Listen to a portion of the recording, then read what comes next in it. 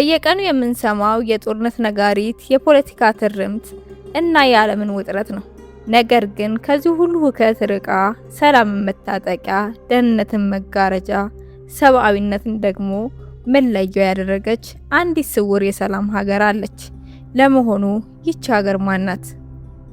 የሰላም መጠለያ፣ የልብ አደራ፣ የብዙዎችም የስደተኞች እናት ይሏታል። ይህች ሀገር በነዳጅ፣ በወርቅ፣ በዳይመንድና በንጹህ ውሃ ሀብት የተባረከች፣ ለብዙ ትውልዶች የሚተርፍ የተፈጥሮ ክምችት በጉያዋ ያቀፈች ምድር ናት። ነገር ግን ዓለምን ያስገረመውና ሰዎችን ከአራቱም ማዕዘናት የሳበው የመሬቷ በታች ያለው ወርቅ ብቻ አይደለም፣ ከምድሪቱ በላይ ያለው የሰው ልጅ ክብር ነው። በዚች ሀገር የሕክምና አገልግሎት፣ ትምህርትና ማህበራዊ ድጋፍ ስርዓቶች ለሚሊዮኖች ሰዎች የተሻለ ህይወት ፈጥረዋል። ከዓለም ሀገራት ሁሉ የሌለባት ዜጋ የለም ማለት ይቻላል። ለምሳሌ ከ50 ሺህ በላይ የሚሆኑ ኢትዮጵያውያን ይኖሩባታል። ታዲያ ምንድነው ሰዎችን ወደዚች ሀገር የሚስበው? ህጋዊ ቋሚ ነዋሪ ወይም ዜጋ ከሆኑ ሊያገኟቸው የሚችሉ ብዙ ጥቅሞች አሉ። ለምሳሌ የጤና መድን ሽፋን ያለው ሰው ወደ ሆስፒታል ሲሄድ ከብዙ ወጪዎች ነፃ ሆኖ ሕክምና ያገኛል። ቀዶ ጥገና፣ የድንገተኛ አደጋ እርዳታ፣ የሆስፒታል ቆይታና ብዙ ምርመራዎች በስርዓቱ ውስጥ ይሸፈናሉ። ከዚያ በላይ ደግሞ መንግስት ለልጆች እድገት የገንዘብ ድጋፍ ይሰጣል። ከ6 ዓመት በታች ላሉ ልጆች ቤተሰቦች በየወሩ እስከ $680 ድረስ ሊያገኙ ይችላሉ። መጠኑ እንደ ቤተሰቡ ገቢ ሊለያይ ይችላል። ትምህርትም እስከ 12ኛ ክፍል በመንግስት ትምህርት ቤቶች በነፃ ይሰጣል። በኮሌጅና ዩኒቨርሲቲ ደረጃም የተለያዩ የመንግስት ድጋፎች ይሰጣሉ። አንድ ሰው ከስራው ቢቀነስ ደግሞ አዲስ ስራ እስኪያገኝ ድረስ ከደሞዙ 55% የሚደርስ የስራ አጥነት ድጋፍ ሊያገኝ ይችላል። የሰላም መጠለያ፣ የልብ አደራ፣ የብዙዎችና የስደተኞች እናት ወደ ሆነችው ካናዳ እንኳን በደህና መጡ። ዛሬ የቶሮንቶን ብዝሃነት፣ የቫንኮቨርን ውበት፣ የሞንትሪያልን ጥበብ እየቃኘን ስለዚች አስደናቂ ሀገር ምስጢር እናወጋለን።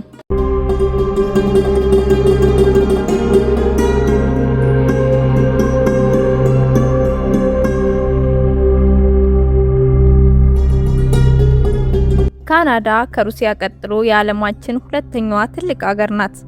ስፋቷ ወደ 10 ሚሊዮን ካሬ ኪሎ ሜትር ይጠጋል።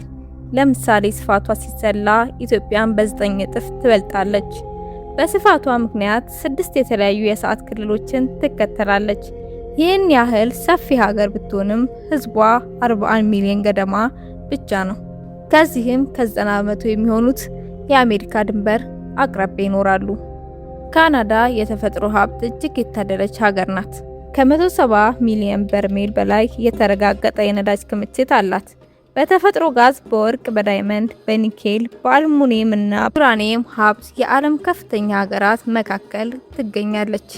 የሚያስገርመው ግን ይህን ያህል የዩራኒየም ሀብት ቢኖራትም የኒውክሌር መሳሪያ የላትም። ኢኮኖሚስቶች የካናዳን የተፈጥሮ ሀብት ዋጋ ከ3 ትሪሊዮን ዶላር በላይ እንደሚገመት ይናገራሉ። ከሀብቷ በተጨማሪ በሰላምና በደህንነትም ትታወቃለች። የወንጀል መጠን ዝቅተኛ ነው። ሰዎችም በደህንነት ይንቀሳቀሳሉ። ካናዳውያን በጨዋነታቸው፣ በእንግዳ ተቀባይነታቸውና ይቅርታ የሚለውን ቃል በብዛት በመጠቀማቸው ይታወቃሉ። ዘር፣ ቀለምና ሃይማኖት ሳይለይ ልዩነት እንደ ውበት የሚመለከት ማህበረሰብ አላት። በዚህም ምክንያት ነዋሪዎቹ 30% የሚሆኑት በውጭ ሀገር የተወለዱ ስደተኞች ናቸው። ዛሬ በካናዳ ውስጥ ወደ 50 ሺህ የሚጠጉ ኢትዮጵያውያን ይኖራሉ። ብዙዎቹ በቶሮንቶ፣ ቫንኮቨር፣ ኦታዋ፣ ካልጋሪ እና ኤድመንተን ከተሞች ተሰራጭተው ይኖራሉ። በጤና፣ በትራንስፖርት፣ በሎጂስቲክ፣ በንግድና ብዙ ሌሎች ዘርፎች ተሰማርተዋል። ነገር ግን አንድ ነገር ልብ ይበሉ። እነዚህ ጥቅሞች ነፃ ቢባሉም በከፍተኛ ግብር የሚደገፉ ናቸው። ካናዳ ፕሮግሬሲቭ ታክስ የሚባል የግብር ስርዓት ትከተላለች። ገቢ ሲጨምርም የግብር መጠኑም ከፍ ይላል። ስለዚህ ካናዳ የምትሰጣቸው የጤና፣ የትምህርትና ማህበራዊ ድጋፍ አገልግሎቶች በዜጎቿ የሚከፈል ግብር የሚደገፍ የደህንነት መረቦች ናቸው። ከዚህ በፊት የጠቀስናቸው ገንዘብ መጠኖች እንደ ጊዜና ሁኔታ ሊለያዩ እንደሚችሉ አስታውሱ። እንዲሁም ስለ ካናዳ እያወራን ቢሆንም ዶላር ስንል ብዙ ጊዜ የአሜሪካ ዶላር ወደ አእምሯችን ይመጣል። ነገር ግን ካናዳ የራሷ ምንዛሬ አላት፣ እሱም የካናዳ ዶላር ሲሆን ነገሩን ግልጽ ለማድረግ ከኢትዮጵያ ብር ጋር ብናነጻጽረው አንድ የአሜሪካ ዶላር በአማካኝ 157 ብር ሲሆን አንድ የካናዳ ዶላር 115 ብር ገደማ ይሆናል። በካናዳ የጡረታ ዕድሜ 65 ዓመት ሲሆን ጡረተኞችም በወር ከ700 እስከ 800 የካናዳ ዶላር ያገኛሉ። ዝቅተኛ ገቢ ላላቸው አዛውንቶች ተጨማሪ ድጋፍ ይሰጣል። ካናዳ ጠንካራ የሥራ አጥነት መድን ስርዓትም አላት።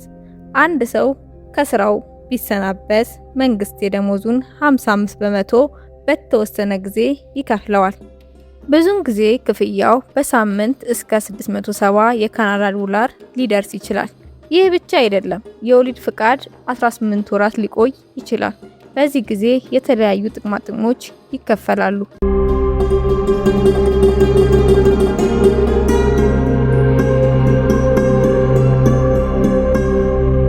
ከ180 በላይ ቋንቋዎች የሚነገሩባት ከ1000 በላይ ባህሎች በጋራ የሚኖሩባት ከተማ ቶሮንቶ ናት። የዓለም ብዙሃነት በአንድ ቦታ ማየት ከፈለጉ ቶሮንቶን መጎብኘት በቂ ነው። በዚች ከተማ የማይገኝ ሰው ዘር አለ ማለት ይቸግራል። ነዋሪዎቿ ግማሽ ያህሉም ከሌሎች ሀገራት የመጡ ስደተኞች ናቸው። ቶሮንቶ በከፍተኛ የሕይወት ጥራት ትታወቃለች። ዘመናዊ ህንፃዎች፣ ጥራት ያለው የህዝብ ትራንስፖርትና የተስተካከለ መሰረተ ልማት አላት።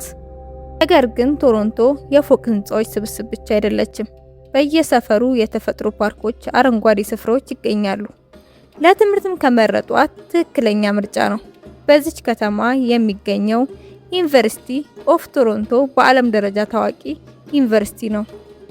ለንግድ፣ ለመዝናኛ ወይም ለስራ የመጡ ሰዎች ቶሮንቶ ብዙ እድሎችን ታቀርባለች። ባዶ እጅ መጥተው ስኬታማ የሆኑ ሰዎች ብዙ ናቸው። ቶሮንቶ የካናዳ የኢኮኖሚ ማዕከል ናት። ታላላቅ ባንኮች፣ የቴክኖሎጂ ኩባንያዎችና ዓለም አቀፍ ድርጅቶች ዋና መስሪያ ቤታቸውን እዚህ አድርገዋል። ቶሮንቶ ማሰብ ማለት ሲኤን ታወር ማሰብ ነው። እስከ 2007 ድረስ የዓለማችን ረጅሙ ታወር የነበረው ይህ ህንፃ የከተማዋ ትልቅ ምልክት ነው። ወደ ላይ ወጥተው ከተማዋን አስደናቂ ገጽታ ማየት ይችላሉ። በዚያ ሆነው ዳንፎርዝ መፈለግ አይርሱ። ዳንፎርዝ በካናዳ ውስጥ ሊትል ኢትዮጵያ ተብሎ የሚጠራ አካባቢ ነው። ምንም እንኳን በይፋ ስም ባይጸድቅም በኢትዮጵያን የሚተዳደሩ የንግድ ሱቆች በብዛት ይገኛሉ። የአበሻ ምግብ ቤቶች፣ ሱቆች እና የባህል ልብሶች መሸጫዎች በብዛት የሚገኙበት ቦታ ነው። በቶሮንቶ ሆነው የሀገር ናፍቆት ካስቸገሩት ዳንፎርዝ የመጀመሪያ መዳረሻችሁ መሆን አለበት። ክትፎ፣ ቡና እና አማርኛ ጨዋታ በቀላሉ ታገኛላችሁ። ካናዳ ከ2 ሚሊዮን በላይ ሐይቆች አሏት። ይህም የዓለማችን የሐይቅ ሀብት 60% ገደማ ማለት ነው። ቶሮንቶ ደግሞ በውቡ ኦንታሪዮ ሐይቅ ዳርቻ ላይ ተቀምጣለች።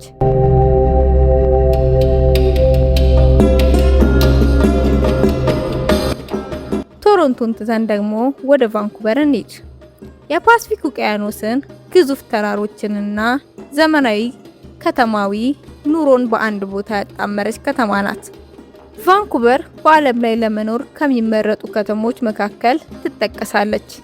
እንዲሁም ኖርዝ ሆሊውድ በሚል ቅጽል ስም ትጠራለች፣ ምክንያቱም ብዙ ፊልሞች የሚቀረጹባት ከተማ ናት።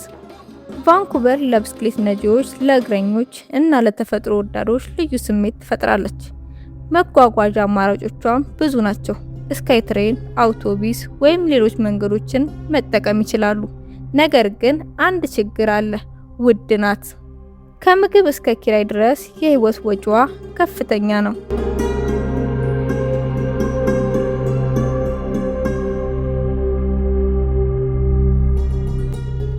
ከዚህ በኋላ ደግሞ ወደ ሞንትሪያል እንሂድ። ብዙዎች ይህች ከተማ በካናዳ ያለች አውሮፓ ይሏታል። ዋና ቋንቋዋ ፈረንሳይኛ ነው። የመንገድ ምልክቶቿ፣ የህንፃዎቿ፣ የዕለት ተዕለት ባህሏ ፈረንሳይን ያስታውሳሉ። ታዋቂ ኖትርዳም ባሲሊካም ከዋና መስህቦቿ አንዱ ነው።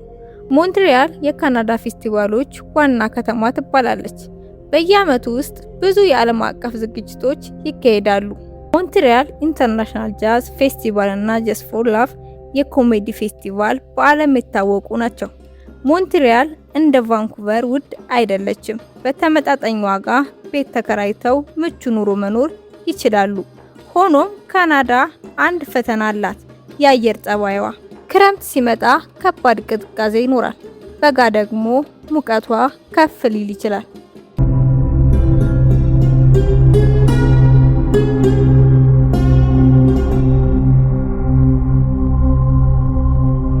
ካናዳ በዓለም ላይ ካሉ ታላላቅ ኢኮኖሚዎች መካከል አንዷ ናት። የኢኮኖሚዋ ጥንካሬ በተፈጥሮ ሀብት፣ በኢነርጂ እና በተራቀቀ አገልግሎት ዘርፍ ላይ የተመሰረተ ነው። አጠቃላይ የሀገሪቱ ጂዲፒ 2.2 ትሪሊዮን የአሜሪካ ዶላር ገደማ ደርሷል። የአንድ ሰው አማካኝ ዓመታዊ ገቢ ከ54000 እስከ 56000 የአሜሪካ ዶላር ይደርሳል። ይህም ካናዳ ከፍተኛ የኑሮ ደረጃ ካላቸው ሀገራት መካከል እንድትመደብ አድርጓታል። የአገልግሎት ዘርፍ 70% የኢኮኖሚዋን ይይዛል። ፋይናንስ፣ ባንኪንግ፣ ሪል ስቴት እና ቴክኖሎጂ በጣም አስፈላጊ ዘርፎች ናቸው። ካናዳ በአውቶሞቲቭ፣ በኤሮስፔስ፣ በማዕድንና በኢነርጂ ዘርፎች ትታወቃለች።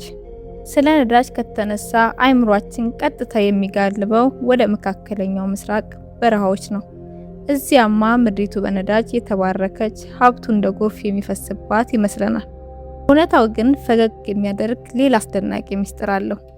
ለምሳሌ ያህል የዓለማችንን የነዳጅ ክምችት በበላይነት የምትመራውና የቁንጮነቱን ዘውድ የደፋችው የመካከለኛዋ ምስራቅ ሳትሆን ውቧ ቬንዙዌላ ናት። ዝርዝሩን ስንቀጥል ሳውዲ አረቢያና ኢራን በክብር ይከታተላሉ። ነገር ግን ያልተጠበቀችው ቅዝቃዜ የሚበዛባት ካናዳ አፈሯን ፈትሻ አራተኛውን ታላቅ ደረጃ በኩራት ተቆጣጥራለች። ከዓለማችን ታላላቅ የነዳጅ ላኪ ሀገራት አንዷ ስትሆን ከ170 ቢሊዮን በርሜል በላይ የነዳጅ ክምችት አላት። በስንዴ ምርትም ጠንካራ ቦታ አላት። ወርቅ፣ ዳይመንድ እና ዩራኒየም ሌላ የኢኮኖሚዋ ማስወንጨፊያዎች ናቸው። የካናዳ የኢኮኖሚ የልብ ትርታ ከጎረቤቱ አሜሪካ ጋር በጠንካራ ገመድ የተሳሰረ ነው። ይህ ትስስር ግን ተራ የንግድ ልውውጥ ብቻ አይደለም። ካናዳን 75% የሚሆነውን የወጪ ንግድ ኤክስፖርት ሙሉ በሙሉ የተቆጣጠረው የአሜሪካ ገበያ ነው። ይህ ግዙፍ ቁጥር ለሀገሪቱ ትልቅ የሀብት ምንጭና ሲሳይ ቢሆንም፣ በሌላ በኩል ግን ካናዳን በአሜሪካ ኢኮኖሚ መዳፍ ስር እንድትወድቅና ሙሉ በሙሉ ጥገኛ እንድትሆን ያደረገ የሁለት ስለታም ቢላዋ ሆኖባታል።